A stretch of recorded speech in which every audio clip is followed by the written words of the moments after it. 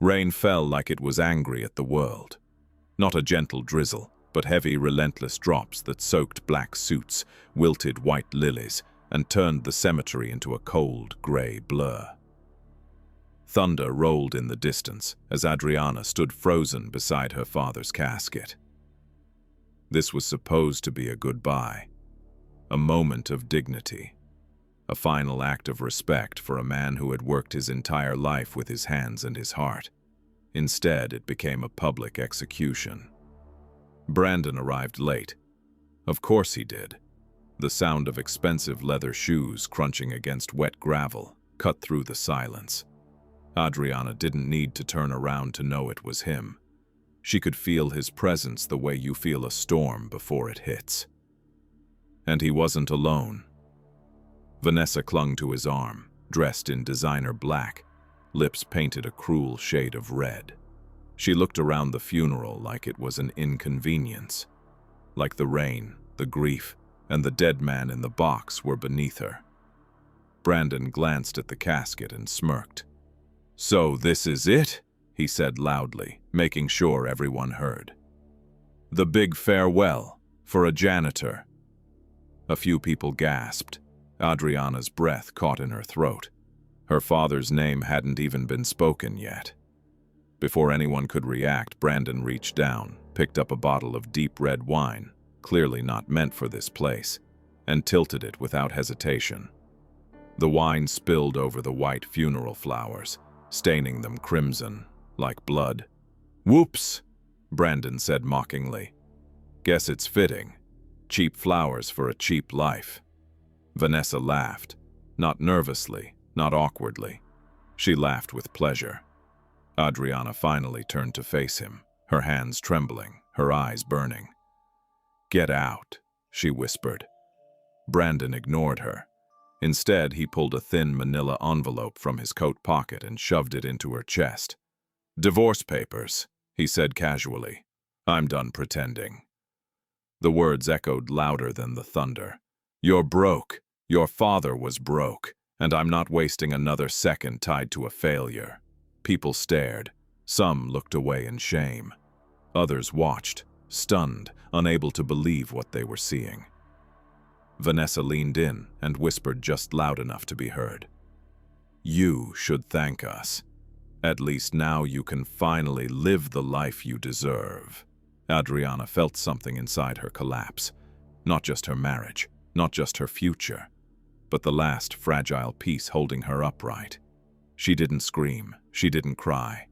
She bent down, gently touched the edge of her father's casket, and whispered goodbye. Then she walked away. No umbrella, no car waiting, just a cheap yellow taxi idling at the gate. As she slid into the back seat, rain streaked down the window, blurring the cemetery behind her. The driver asked softly, "Where to?" Adriana didn't answer at first, because for the first time in her life, she had nowhere left to go, and Brandon had no idea that the man he'd just humiliated was the same man who built the empire that would soon destroy him. The taxi stopped in front of a place Adriana barely recognized. A cheap roadside motel, flickering neon sign, cracked pavement still wet from the rain. This was not where she was supposed to end up, especially not today. She paid the driver with the last cash she had in her wallet. When the door closed behind her, the silence was unbearable. The room smelled faintly of dust and old detergent. One bed, one chair, a single dim lamp buzzing softly, like it might give up at any moment. Adriana sat on the edge of the bed and stared at the wall. That was when the weight finally hit her. Her father was gone, her marriage was over, her home no longer hers, and she had nothing left to hold on to. She closed her eyes, and the memories came anyway. She was 8 years old the first time she saw her father's hands bleed. He had come home late, uniform still damp from mopping floors. His fingers were cracked, red, raw. Adriana remembered running to him, panicking, asking if he was hurt. He had smiled and said, "It's nothing, sweetheart. Hands heal. People matter more." That was who her father was. A man who woke up before sunrise, a man who fixed broken things without ever complaining, a man who never once made her feel poor, even when they were. He taught her to do homework at the kitchen table while reheating leftovers. He showed up to every school event, still smelling faintly of cleaning supplies, sitting proudly in the back row. Never be ashamed of honest work, he always told her, and never let anyone tell you what you're worth. The irony burned. Brandon had seemed like the opposite of everything her father was: ambitious, polished, confident. When Brandon struggled early in his career, Adriana was the one who held everything together. She took extra shifts, sold personal items, delayed her own dreams so he could chase his. She rewrote his resumes, practiced his presentations with him late into the night, smiled politely when his colleagues looked down on her simple clothes and quiet nature. When he landed promotions, she celebrated quietly in the background. When he started earning more, she asked for nothing. She believed in him, she believed in them, and now she realized he had never believed in her. Her phone buzzed, a notification from the building security system. Access revoked. A moment later, another message arrived. Your belongings have been boxed. Pickup scheduled next week. Brandon hadn't even waited. Adriana stared at the screen, her hands shaking. 7 years, reduced to a locked door and cardboard boxes. She slid down from the bed onto the floor and hugged her knees to her chest. For the first time since the funeral, she cried. Not loud sobs, silent, exhausted tears that soaked into the thin motel carpet. She cried for her father, who had died believing she was safe.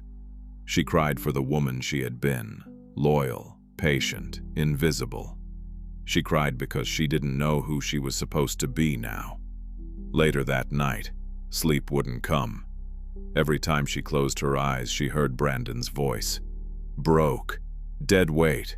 Janitor's daughter. The words echoed louder than the rain had. At dawn, Adriana finally stood up and walked to the bathroom mirror.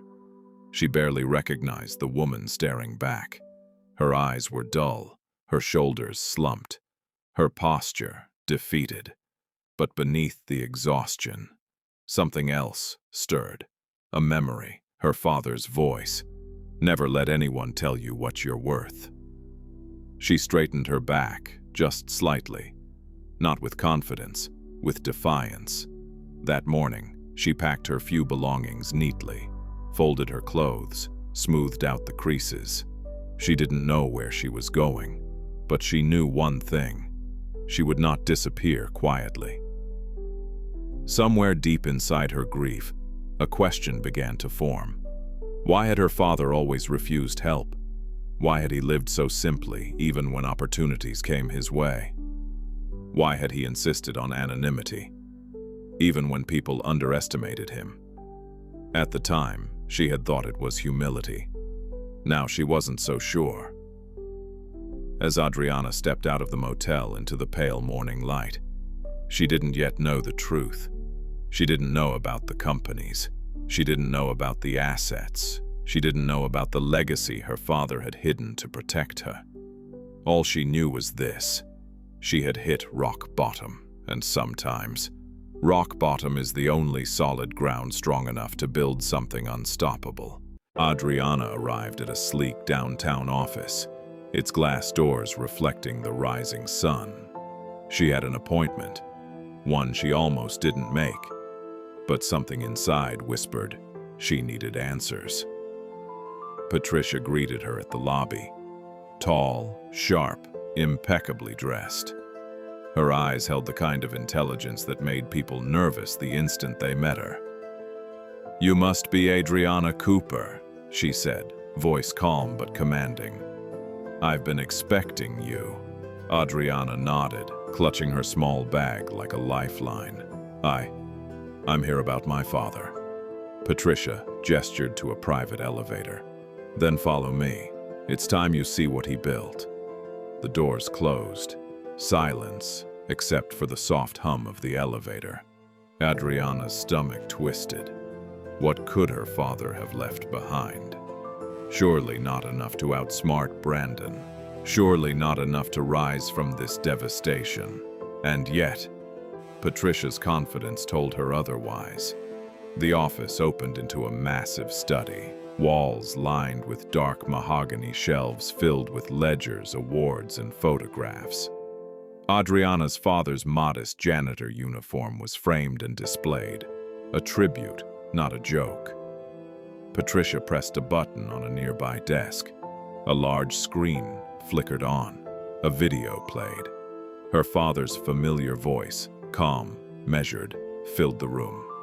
Adriana, if you are seeing this, it means I am gone, and that someone has underestimated you. Someone who thinks you are nothing. Adriana's hands tightened. Her breath caught. He continued, explaining step by step how he had built Cooper Tech, a conglomerate spanning real estate, technology, and private investments, quietly, secretly, to protect her from greedy people who would have used her name, her inheritance, or her love for others against her. He had lived as a janitor, teaching her humility, kindness, and patience, all while building an empire capable of crushing those who dared betray him. And now, it was hers. Patricia handed Adriana a tablet. On it were documents, accounts, and instructions. Everything she would need to claim control of her father's holdings. Your father was always meticulous, Patricia said. He knew you were capable of more than anyone realized, including yourself. Adriana sat, stunned. She ran her fingers over the tablet. Millions of dollars in assets, shares in tech companies, property, investments. Enough to level Brandon and Vanessa, and then some. She felt a mix of emotions, grief, anger, awe, and a flicker of hope. Her father had always told her, "Strength isn't measured by money, Adriana, but sometimes it helps to have the tools to protect what you love." Hours passed as Patricia walked her through corporate structures, shell companies, and legal strategies. Adriana absorbed every detail, each revelation igniting a spark of resolve. By the time she left the office, she had a plan. Not just to survive, but to reclaim everything that had been stolen, to honor her father, and to make Brandon and Vanessa pay for every insult, every betrayal, every humiliation. The sun had set when she finally stepped out into the city streets. The lights reflected off skyscrapers, shimmering like promises of power. Adriana had a secret weapon now. Not anger alone, not revenge alone, but knowledge, strategy. The legacy of a man who had loved her enough to prepare her for a battle she didn't yet know she would fight. And as she walked through the glowing city, she whispered under her breath, "I see you now, Dad. And I won't let them win." The transformation didn't begin with clothes. It began with silence. Adriana stood alone in her new penthouse bathroom, staring at her reflection in a mirror that cost more than everything she had owned a month ago. The city stretched behind her through floor-to-ceiling glass. Alive, ruthless, beautiful. She didn't smile, she studied. The woman in the mirror wasn't broken anymore. She was unfinished. The first change was discipline.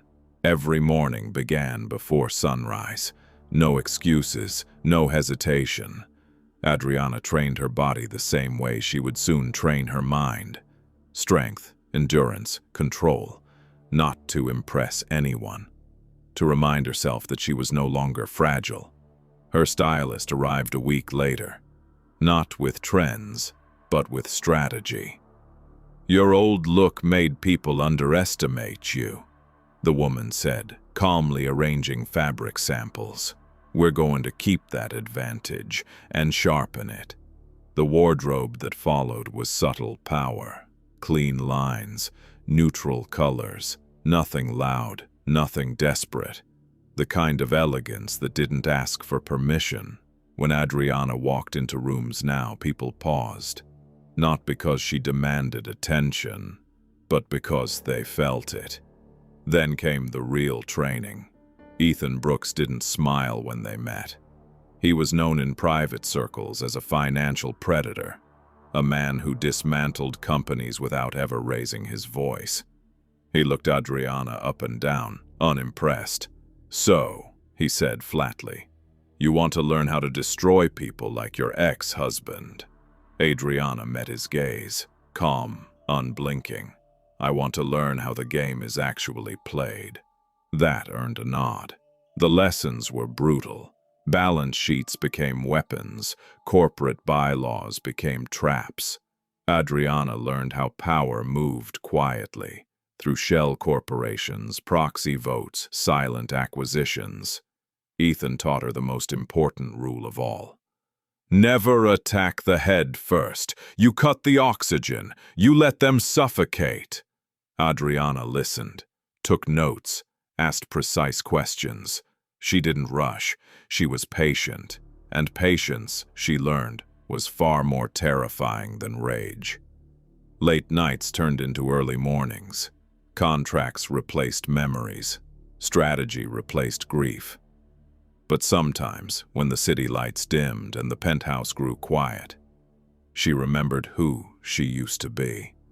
The woman who waited in the background, the wife who celebrated other people's success, the daughter who believed humility meant invisibility. Those thoughts no longer hurt. They fueled her. Behind the scenes, the operation began. Shell companies were formed, trusts activated, anonymous investments flowed through channels Brandon would never think to watch. Adriana didn't touch his company directly, not yet. Instead, she bought the debt. She purchased influence. She positioned herself where exits would soon disappear. Every move was legal. Every move was invisible. Ethan watched the numbers one evening and exhaled slowly. "You learn fast," he said. "Too fast." Adriana closed her laptop. "I've been underestimated my entire life," she replied. "I've had practice." Emotionally, she hardened, but not into something cruel. She became precise. She stopped reacting, stopped explaining, stopped seeking validation.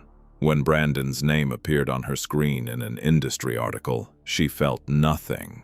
That scared her. And then she realized that was power. Weeks passed, then months. Adriana no longer flinched in boardrooms. She didn't apologize for silence. She let others talk themselves into mistakes. She began to enjoy the quiet moments before impact, the moments where only she knew what was coming. One night, Ethan poured 2 glasses of whiskey and slid one across the table. "You're ready," he said. "For what?" Adriana asked. Ethan smiled for the first time. "To let them feel it." Adriana looked out over the city, the same city that once swallowed her whole. Not anymore. She raised the glass, not in celebration, but in acknowledgement. The janitor's daughter was gone, and something far more dangerous had taken her place. Brandon had never felt more confident. The city skyline reflected off the floor-to-ceiling windows of his office as he loosened his tie and smiled at his reflection. Promotion rumors were everywhere. His name was on every short list that mattered. Vanessa sat on the couch behind him, scrolling through her phone, already planning the lifestyle that would come with his next title. "Once your promotion goes through," she said, "we're upgrading the car and the house. No more pretending." Brandon laughed. "I earned this." Neither of them noticed the quiet shift happening beneath their feet.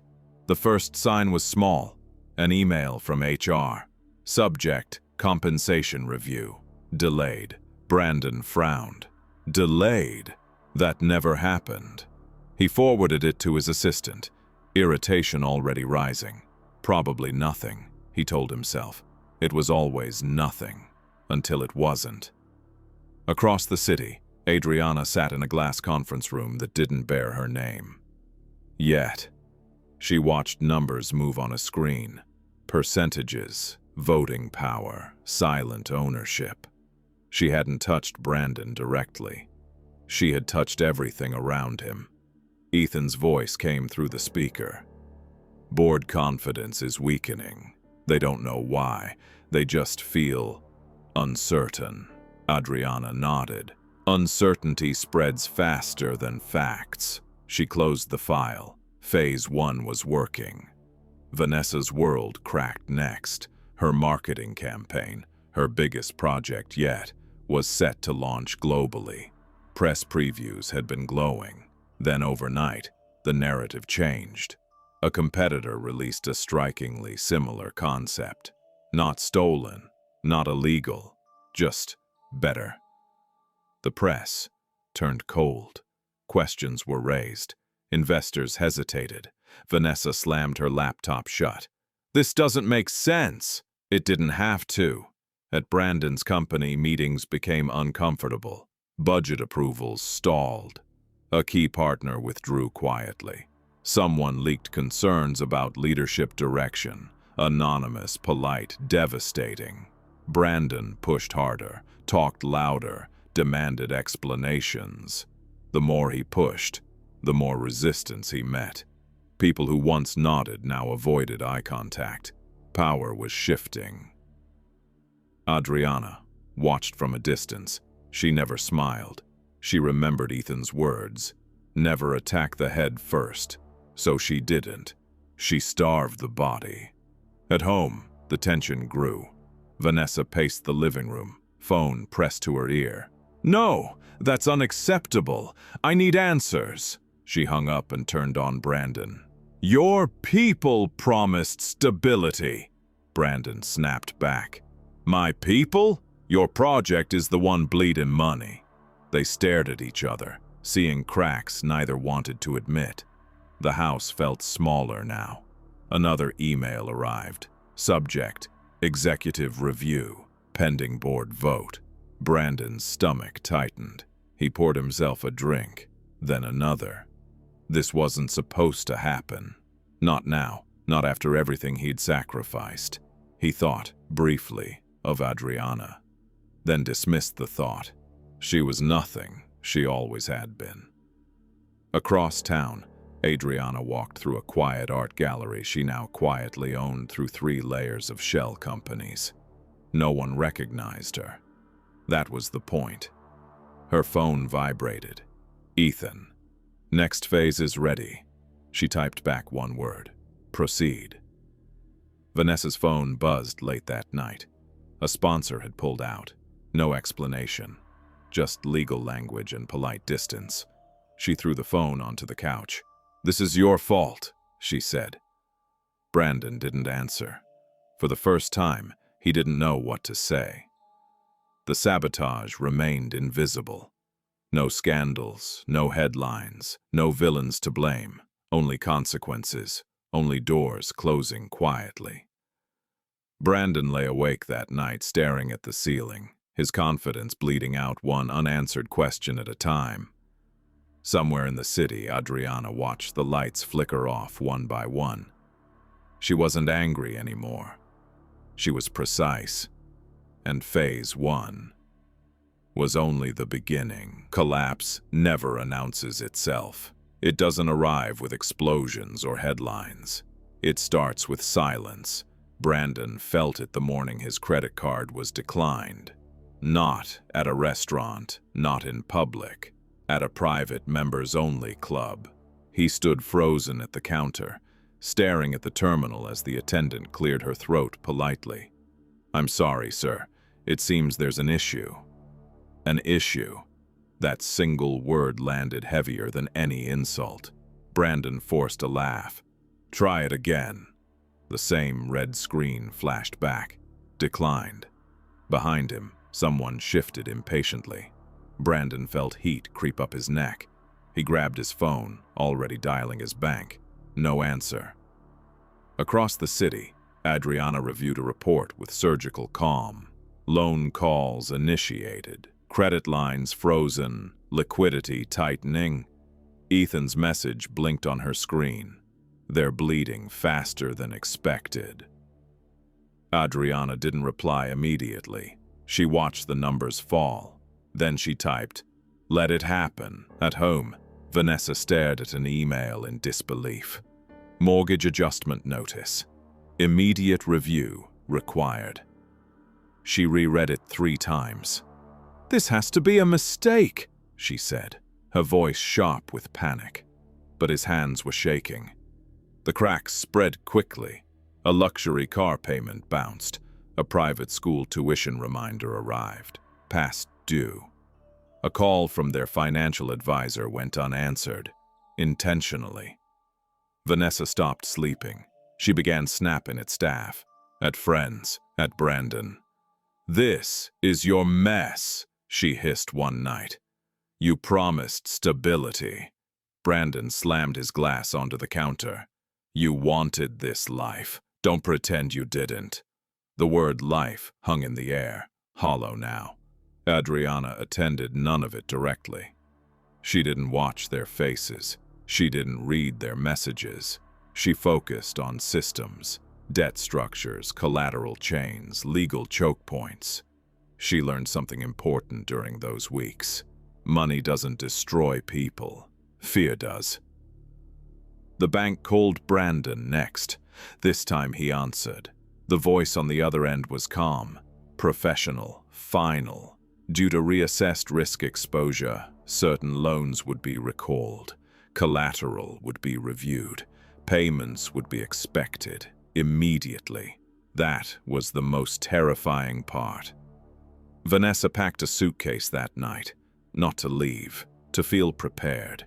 She accused Brandon of hiding things. He accused her of spending too much. Old resentment surfaced. Sharp, unforgiving. They stopped touching. They stopped pretending. Adriana received the foreclosure notice quietly. She read it once, then closed the file.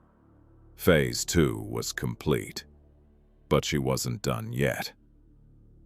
Brandon's promotion was officially canceled the following week.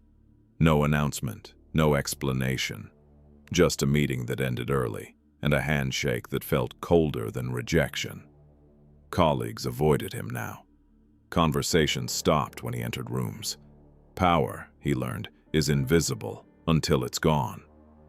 Vanessa tried to salvage her reputation. She called favors, pitched ideas, promised results, but influence had moved on. Doors closed politely. Emails went unanswered. She had mistaken access for loyalty. One evening, Brandon came home to find the lights off. The power had been cut. Vanessa sat on the couch in the dark, phone glowing in her hand. "They're taking the house," she said flatly. Brandon dropped his keys. For a moment, neither of them spoke. The silence said everything. Adriana stood in her penthouse, city lights stretching endlessly below. She felt no joy, no thrill, only resolution. Her father's voice echoed in her memory. Never confuse revenge with justice. This wasn't revenge. This was consequence. The final notice arrived on a Monday. Foreclosure date confirmed. Brandon stared at the paper until the words blurred. Suddenly, Vanessa laughed. Sharp, broken. "All of this," she said, gesturing wildly. "For what?" Brandon didn't answer. He had no words left. Across town, Adriana prepared for the next phase. Not quietly, not invisibly. For the first time since the funeral, she would be seen. The morning was painfully clear. No rain, no clouds. Just bright sunlight exposing everything Brandon wanted to hide. The sheriff's vehicles arrived first. Red and blue lights flashed silently outside the gated mansion that no longer belonged to him. Neighbors watched from behind curtains. Phones were raised discreetly. This was not how it was supposed to end. Brandon stood in the living room, staring at the foreclosure notice for the 100th time. The house felt hollow now, echoing. Vanessa paced back and forth, heels clicking sharply against marble floors that would soon belong to someone else. "This is humiliating," she snapped. "People are watching." Brandon didn't respond. He had run out of excuses weeks ago. A firm knock echoed through the house. "Sheriff's Department," a voice called. "You have 15 minutes." Vanessa's face drained of color. "Do something," she whispered. "Call someone." Brandon looked at his phone. No contacts left to call. They stepped outside together. Boxed belongings were already stacked on the driveway. Designer luggage, expensive art, a lifetime reduced to inventory. That's when the sound came. Low, controlled, unmistakable, engines. A black luxury convoy turned slowly onto the street. First one car, then another, perfectly spaced, immaculate. The crowd murmured. The convoy stopped directly in front of the house. Doors opened. Security stepped out first. Then, she did. Adriana, dressed in a tailored black suit, sunglasses hiding eyes that had once begged this man for love. Her posture was calm, unrushed. Power didn't rush. Brandon froze. Vanessa's mouth fell open. "No," Vanessa whispered. "This isn't—" Adriana removed her sunglasses and looked directly at them. She didn't smile. She didn't gloat. She spoke softly, forcing them to lean in to hear her. "Good morning, Brandon." His throat went dry. What is this?" he demanded. "What are you doing here?" Adriana gestured gently toward the house. "I own the debt," she said.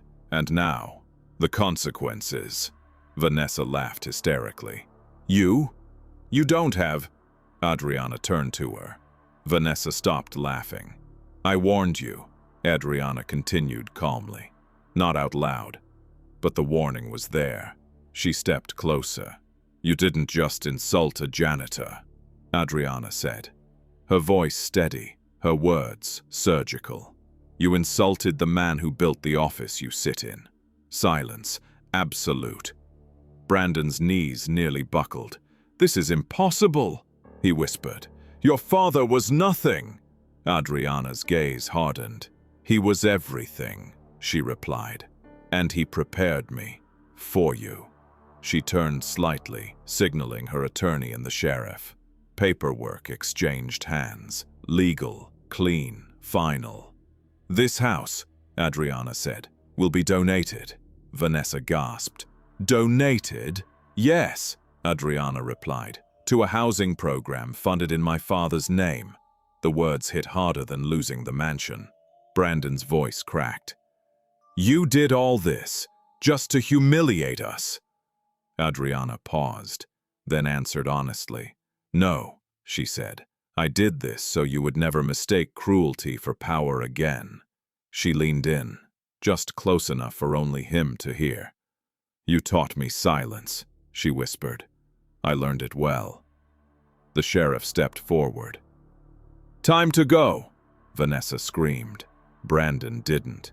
He simply stood there, empty, exposed, finally understood. As Adriana turned back toward the convoy, the crowd parted instinctively. Phones were still recording, but this wasn't about spectacle anymore. This was closure. She entered the car. The door closed softly. The convoy pulled away, leaving behind a house, a past, and two people who had confused arrogance with invincibility. Adriana looked out the window as the city passed by. She didn't feel victorious. She felt free. Her father's name was restored. Her future finally hers. And the world would never look at her the same way again. The world moved on quickly. News cycles shifted. New scandals replaced old ones. and Brandon's fall became nothing more than a footnote in someone else's story. That was exactly how Adriana wanted it. She stood at a quiet construction site on a clear autumn morning. The air smelled of fresh cement and possibility. Workers moved with steady focus, unaware or uninterested in the woman watching from a short distance away. A large sign stood at the entrance. The Cooper Foundation, Affordable Housing and Education. Initiative beneath it, in smaller letters, in honor of Daniel Cooper, her father's real name, finally spoken without shame. Adriana never rebuilt the mansion. She sold the land, redirected the funds, every dollar accounted for, transparent, intentional. Scholarships were created for children of essential workers. Housing projects funded for families one paycheck away from collapse. Grants established for people who worked hard, but were never seen. Not charity for attention, legacy for impact. At the foundation's opening ceremony, Adriana didn't give a long speech. She stood behind the podium, calm, composed, and said only this: "My father taught me that dignity is not tied to job titles. It's tied to how you treat people when no one is watching." Then she stepped back. Applause followed, but she wasn't listening for it. Elsewhere, Brandon adjusted to a quieter life. A smaller apartment, a smaller paycheck. No one asked for his opinion anymore. He avoided mirrors now. Vanessa disappeared from the circles that once adored her. Influence evaporated when money left the room. They weren't destroyed, they were irrelevant. And that was the punishment they never expected. Adriana returned to the cemetery one afternoon. No cameras, no security, just her and a simple headstone.